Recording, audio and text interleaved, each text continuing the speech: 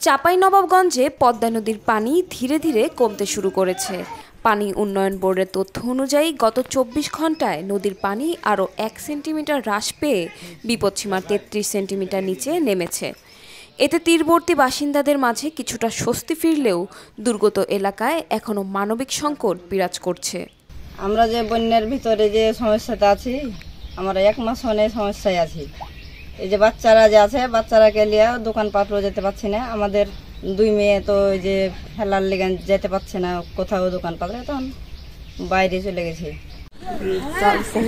পানি খাওয়া চলাফেরার মাধ্যমে থাকা খুবই অসুবিধা হয়েছে। পানি টানি সব ডুবে গেছে।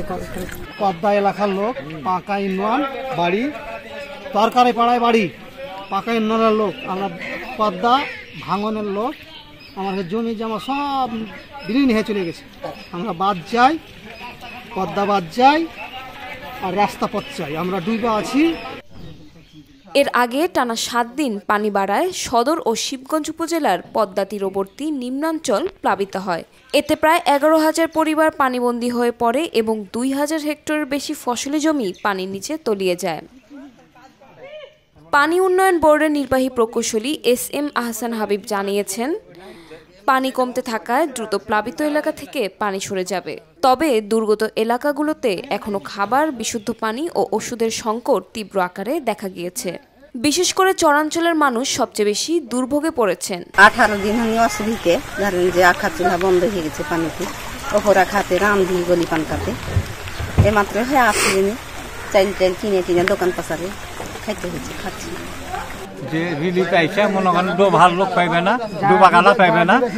যারা মনে করেন ডাঙার আছে ওরা কি পাইবে? ওই বাউপুরের লোক সেদিন ভ্যান বোঝ করে দিয়ে গেল। আজ এটা পাম্পে যারা ডুবে আছে তারা পাইলে না, বাউপুরের লোক মনে করেন ডাঙার আছে বেদিবাজার ভ্যান বোঝ করে দেওয়া হলো। যতগুলা ক্ষতি হয়েছে এ পর্যন্ত কোনো বাদ নাই, কোনো সহযোগিতা নাই।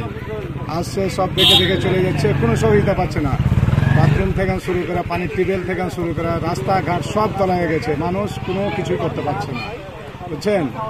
আর বাদ দিলে আমাদের এলাকাটা একটু মানুষ চলাফেরা করতে পারবে।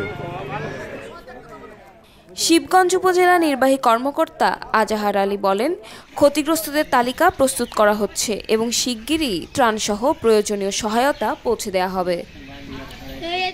পাশাপাশি তিনি সমাজের বিত্তবান ও সামাজিক সংগঠনগুলোকেও দুর্গতদের পাশে দাঁড়ানোর আহ্বান জানান।